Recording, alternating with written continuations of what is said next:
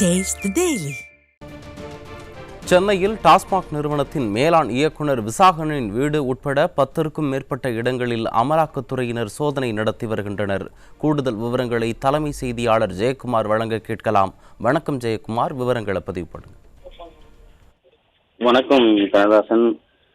சென்னையில் இன்று அதிகாலையில் 10க்கும் மேற்பட்ட இடங்களில் அமலாக்கத்துறை அதிகாரிகள் சோதனை நடத்தி வருகிறார்கள். குறிப்பாக டாஸ்மாக் நிறுவனம், அதே போன்று சினிமா தயாரிப்பு நிறுவனங்களோடு தொடர்புடைய பல்வேறு நிறுவனங்களில் இந்த சோதனை நடத்தப்பட்டு வருகிறது.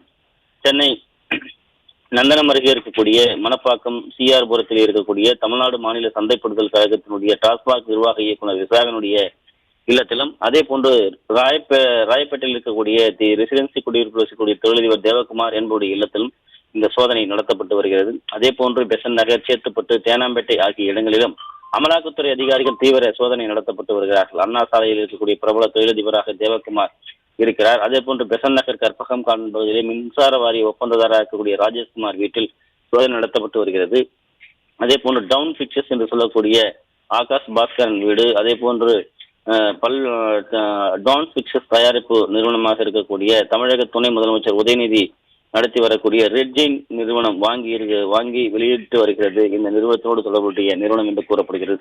அதே போன்று இந்த டவுன் பிக்சர்ஸ் என்கிற நிறுவனம் அன்பில் மகேஷ் என்பவரோடு தொடர்புடைய நிறுவனம் என்று கூறப்படுகிறது. தமிழகத்தில் நடைபெற்று வரக்கூடிய இந்த சோதனை என்பது திமுகவுடைய பின்புலம், குறிப்பாக வாரிசு அமைச்சராகவும் துணை முதலமைச்சராக இருக்கக்கூடிய உதயநிதி, அவருக்கு நெருக்கமாக இருக்கக்கூடிய பள்ளிக்கல்வித்துறை அமைச்சராக இருக்கக்கூடிய அன்பில் மகேஷ் போன்றவரோடு தொடர்புடைய இந்த இடங்களில் சோதனை நடத்தப்பட்டு வருவதாக கூறப்படுகிறது.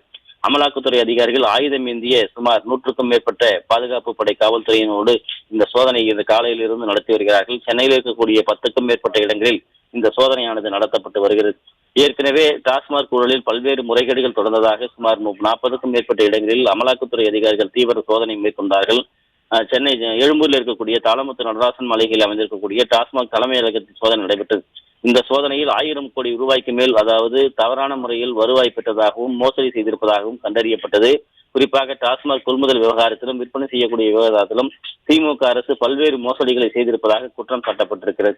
இந்த நிலையில் தொடர்ந்து குறிப்பாக மின்சார வாரியம், டாஸ்மாக் நிறுவனம், அதே போன்று சினிமா தயாரிப்பு நிறுவனங்கள் என குறிவைத்து அமலாக்கத்துறை அதிகாரிகள் சோதனை நடத்தி வருவதால் மேலும் பல்வேறு முக்கிய புள்ளிகள் சிக்குவதற்கான வாய்ப்புகள் இருப்பதாக கூறப்படுகிறது.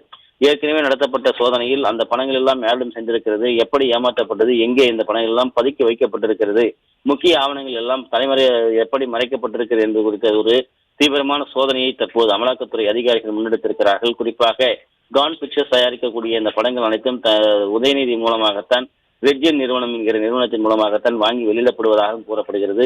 எனவே திமுகவுக்கும் திமுகவுடைய முக்கிய அமைச்சர்களுக்கும் திமுகவுடைய முக்கிய நிர்வாகிகளோடு தொடர்புடைய இந்த நிறுவனங்களை குறிவைத்து அமலாக்கத்துறை அதிகாரிகள் அதிகாலையிலிருந்து இந்த சோதனையில் ஈடுபட்டு வருவதால் பரபரப்பை ஏற்படுத்தி இருக்கிறது. இந்த சோதனைக்கு பிறகு அமலாக்கத்துறை அதிகாரிகள் எவ்வளவு பறிமுதல் செய்யப்பட்டிருக்கிறது என்பது குறித்த விரிவான ஒரு பத்திரிகை செய்தி குறிப்புகளை தருவதற்கான வாய்ப்புகள் இருப்பதாக அமலாக்கத்துறை அதிகாரிகள் வட்டாரங்கள் தகவல் தெரிவிப்பது குறிப்பிடத்தக்கது. கண்ணதாசன்.